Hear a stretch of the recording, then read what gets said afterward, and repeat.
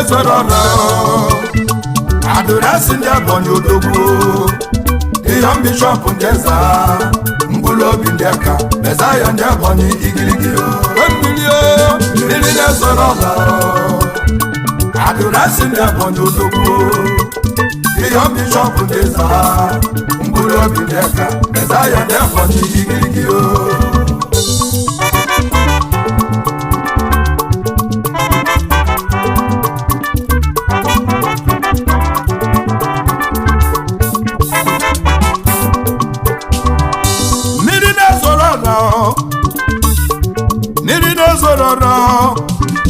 Iyon Bishop ndị eza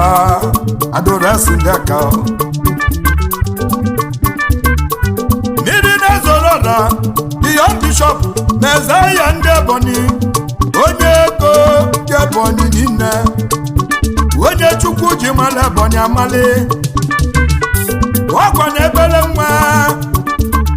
nwa Chukwu meli ngozi Iyon Bishop ndị eza mkpụrụ obi ndị aka Mezaya ndị Ebonyi igirigi n'ekwe mmiri na-ezorọra adụrasị ndị Ebonyi odogwu Iyon Bishop ndị eza mkpụrụ obi ndị aka Mezaya ndị Ebonyi igirigi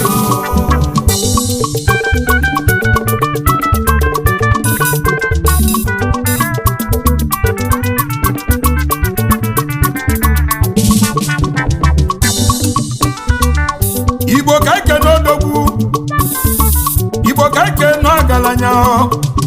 onye chi mere eze ga-abụ eze onye chi nyere eze ga-abụlili Iyon Bishop ndị eza Chief Chinedu odogwu Chief Chinedu Jesofu Chima Mezaya ndị Ebonyi anya kene mkpụrụ obi ndị aka jide ebube ebele nwa chi mere ngozi ọ bụrụ niile n'ebe Chinedu ọ dịka mụrụ amụ ego anọtala abụbụ kama Chukwu gọziri nye atala abụbụ Chukwu wee nye ya ngozi ebele nwa ijego n'ije ndo Mezaya ndị Ebonyi igirigi nne mụrụ ebele nwa na vileji a na-akpọ Eka local gọọmenti n'Eza ebe nika nne mụrụ odogwu ọsịmụ kene nne ya Chief Joseph Chima oji nwayọ aga oji nwayọ a na-emerụ alụ nyebụba chairman St. Teresa Catholic Church n'ọnụ nkwọ ọsịmụ kene mama agwa mụlọ ọmụmụ Emeka ezi mami ya lọlọkọ deri ya Chima ezi nne nwanyị ọma ezi mama agwa mụlọ ọmụmụ Emeka ya bụ Chair Lady St. Teresa Catholic Church n'ọnụ nkwọ mama wenabanye onye mụ isi gachi eze ọ bụrụ nwa ogbenye egbuni ya ọ bụrụ nwa ogbenye amụnị ya mụ onye mgbe echi onye mgbe ibe echi ga-abụ ụwa mgbe Chinedu na-agụ akwụkwọ o nwere onye nwe ibe ọ ga-abụ o nwere onye nwa na ọ bụ nya ga-emesị ya bụrụ Mezaya ndị Ebonyi niile onye chi mere ugo ga-ebu ugo onye chi nyere ike ga-ebu ike Chinedu wee gụba akwụkwọ ọ gụrụ praịmarị wee gụọ sekọndịrị wee mesịa bụ abụbụ wee kalịa Chinedu wee buru afịa wee kwụ ya lịba o buru pure water kwụ ya lịba na go slow ebe ọ na-achị ogeli o buru mineral wee kwụwa lịba wee chụba moto ọsọ ebe ọ na-achị ogeli ụwa ije nwoke dogbu mana ebe onye nọ n'anya tetụla ebe nwoke nọ n'anya tetụla emenumana ọ ga-abịbọ ọ ga-abụ ọnwụ egbu na dị eji chụ aja emesịa ọmapuo me nọrọ ya Chinedu wee mesịa wee jebe Ebonyi n'aka Sunday Alago ebe nika ọgbala ebonyi ọgbasi ebonyi ewee setụlụ ọnya ọzọba abịa n'Enugu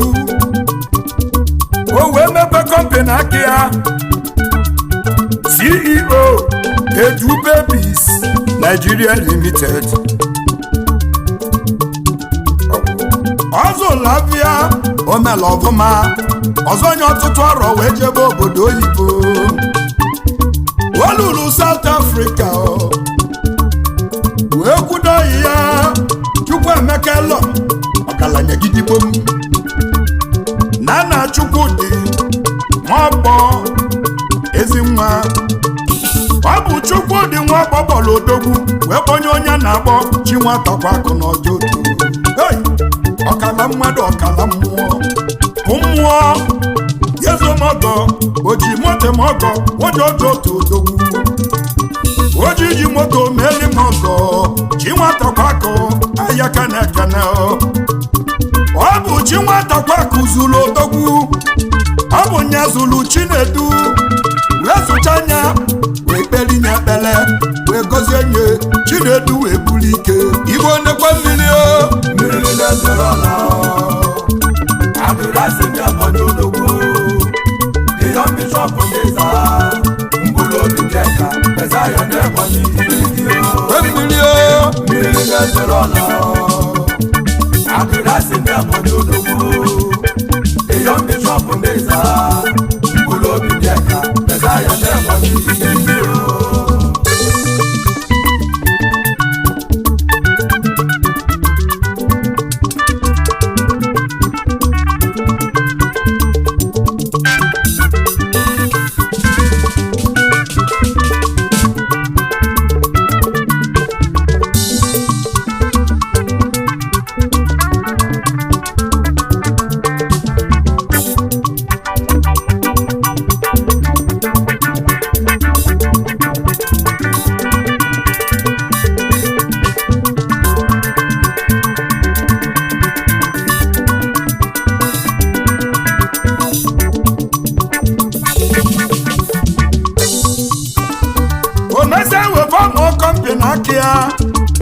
maka na obuteghị ike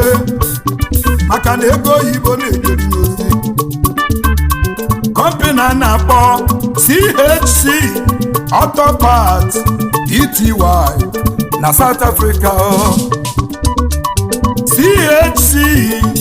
Oil and Gas onye ego Mezaya Ndeza onye ego Mezaya Ndeza onye ego Mezaya Ndeza o wee bụla ego ni natabe nne ya o wee nata obodo aka n'iza uwe kpọba onye jụla jụ wee kwe ndị amosu wee wala ọsọ maka Mezaya batago obido wee lụbụ n'ọbe nne ya o wee lụbụ n'ọbe nne ya ma ndị ajadu ma ndị ibe na-atụ n'ọnụ ọlụbalịbụ nọ obodo nwebe aṅụrị ọ gbapụrụ mmiri n'ama n'ama o tiela ọkụ ibe wee bata ndị za na-eti ife adịgo ndị aka na-etizi ife adịgo ife abata ndị aka na-enwe aṅụrị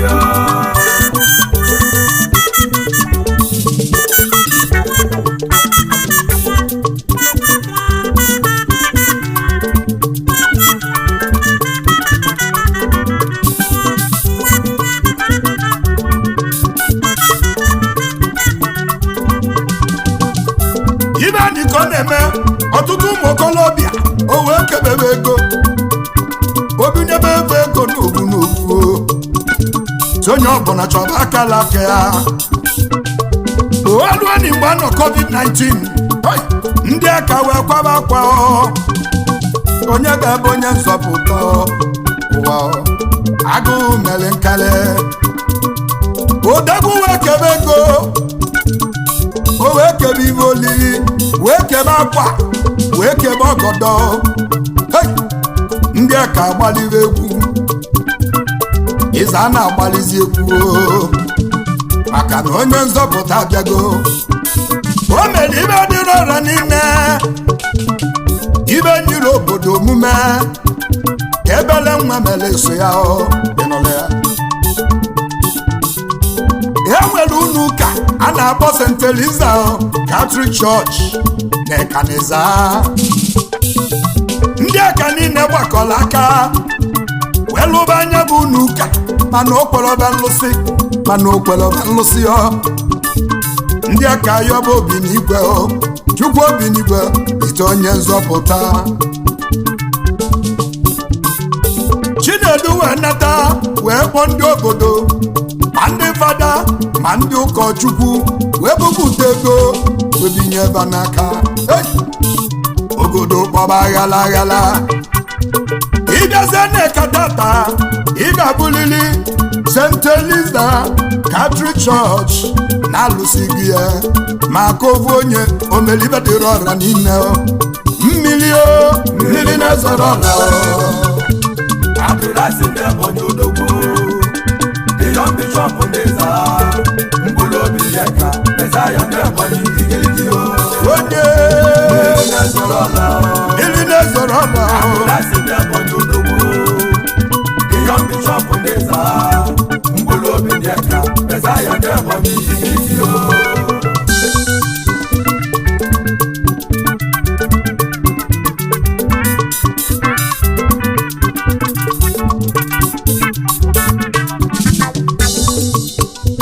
obodo wee chie dị echichi kedu ibe tụrụ nya mmiri na-ezoro ọra n'Ịza Adorasi ndị ka Odogwu the young bishop n'Ịza akọ ndị Igbo na South Odogwu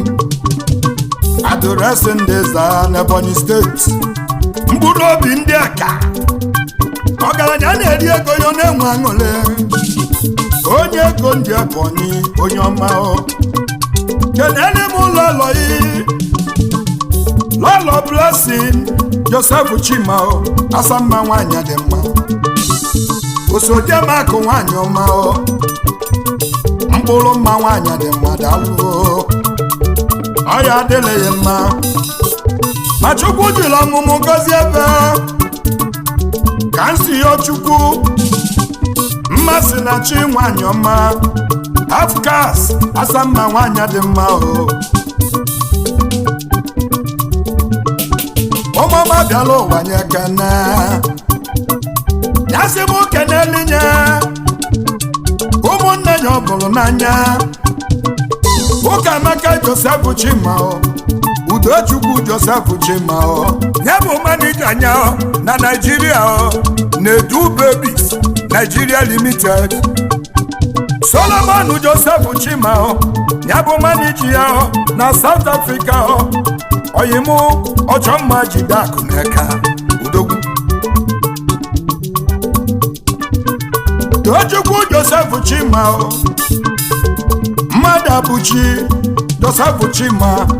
Israel Dale Joseph Chima Lazarus Joseph Chima Kenegu Dunase Joseph Chima ọya dịlụnụ mma yasị m kenele nye ndị oyi ya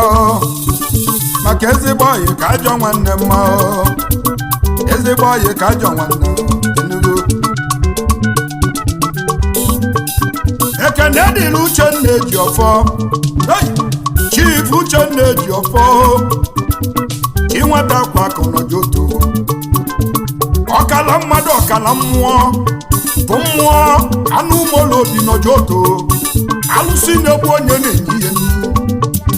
ọgaranya ọkala mmadụ Odogwu oji moto m ọgọ ọkala mmadụ ọkala mmụọ tụ onye ọkala mmadụ ọkala mmụọ chinwatakwa ojoto nwere nwa ka nwa onunye ọkala mmadụ ọkala mmụọ ọgaranya abịa ojoto nwere nwa ka nwa Chimazu Weli Zumba agbago nkịtị ọbadị onwe ya agbago nwazo bụrụ banye oyi osisi ọma bụrụ na n'ọma agbago oju na-eme ọgọdalụ ka ije ozute odogwu Chi Benjamin Amalukwe na Kweze oji moto mogo mpakalanya ga mozo memese no gana Amalukwe na anyị na-echeyi jebia anyị na-echeyi ndị debeli n'ụlọ anyị na-echeyi eche efe anyị na-agọlụ gị ijesi anyị ga-anata ọgaranya Amalukwe ka ịgbaba onye amụma Jehova Prophet Christian Chigozie Ozugbo ebe man of God oke mmadụ na-eze agụ n'obodo Enugu ọ ga-adịrị ya mma ibe si na chi agha n'ọnụ odogwu n'Ọkịja oke nwa n'Ọkịja chala ogide onye ọma na South Africa Abụgo Timothy Asi Ebonwu ya bụ managing director Asitim Multi Global Oil and Gas Don Tim n'Enugu Ezike oke nwa na ọ ga-adịrị ya mma Di Don Tim na Angola onye ego na Angola odogwu Don Tim na Mozambique onye ego nwe Enugu Ezike dalụ ọgaranya bilimu ka mbele Jaladi Chinedu Anyacho Jerry n'Istanbul Jerry na Turkey ọ ga-adịrị ya mma Onyaki n'Istanbul odogwu n'aka ọkwa Jerry n'Istanbul n'ịdị mma kaibụlụ ịgba chọba ọgaranya nwere ibe Justin Uchechukwu ofu nwa na Ebonyi odogwu na Malaysia ayaka kenege Chi Thomas Chima Omega Niyaniza Managing Director Thompson Enterprises Nana Lolo ya Ngozi Chima Ugo nwanyị ọma Ugo nwanyị adị mma n'ọbụ ya bụ distributor ndị Nigeria Breweries Ebonyi State Thomas Chima onye ego ndị Ebonyi odogwu Chief Simon Egbe Omerọla ndị Igbo Managing Director Egbe and Sons Integrated Ventures Limited Nana Lolo ya Ngozi Egwedalụ Osodieme nwanyị dị mma Prince Nwafọ Ogbonna Eze nwata n'Ịza Eze nwata na Yaka Kene Polimizi Chukwuobi na Nukpo CEO Izuchukwu FCT onye ọma na South n'ọya adịrị ya mma Nwali Chika Joshua Chibu nwaka nne ya Ebonyi Oyaka na-egade Oyaka na South Akụnefefe onye Ịza bili Akụnefefe na Ịza Kingdom odogwu onye ego Akụnefefe Igbo nnekwa mmiri na-ezoro ọla Adụrasị ndị Ebonyi odogwu Young Bishop nke Ịza mkpụrụ obi ndị aka Mezaya ndị Ebonyi igirigi mmiri na-ezoro ọla Adụrasị ndị Ebonyi odogwu Young Bishop nke Ịza mkpụrụ obi ndị aka Mezaya ndị Ebonyi igirigi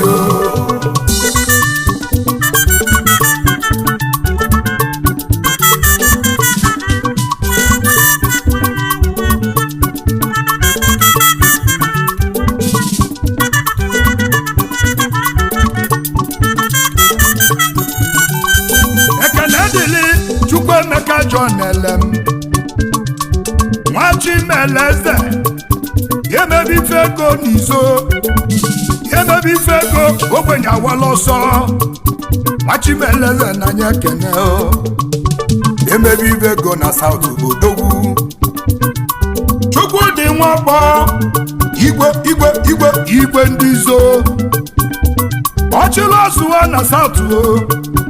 ọchịlọzuo na nyekene Obidegwu nwara n'ịgadio Obidegwu nwara Melody Ezinwa n'Ọkịja Ezinwa n'Ọkịja chala ogidi daluo n'ọga adịla ya mma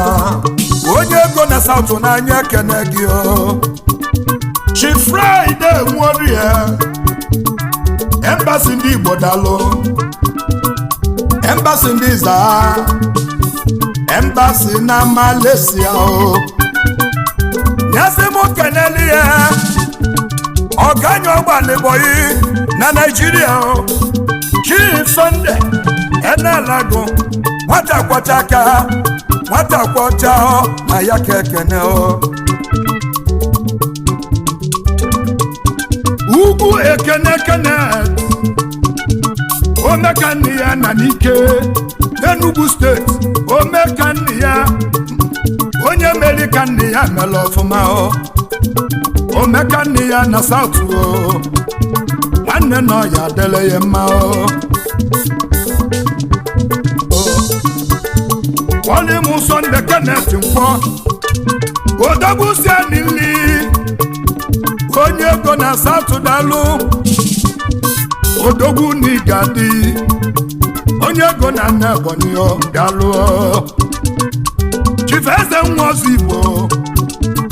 osi na nwata bụlụ ọgaranya n'olo isi eje osi na nwata bụlụ eze na South Odogwu ibe mena Commander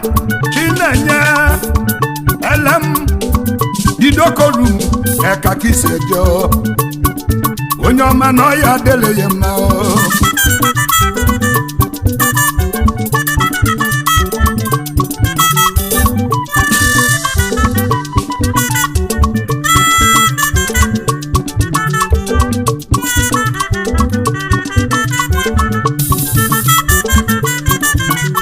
Igbo kene mmiri mmiri na-ezoro ala Abdulasi ndị Ebonyi Odogwu Ogeliga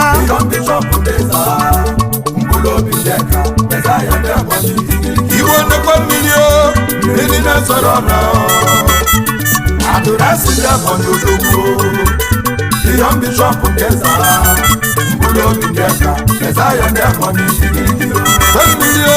mmiri na-ezoro ala Abdulasi ndị Ebonyi Odogwu Young Bishop ndị Ezara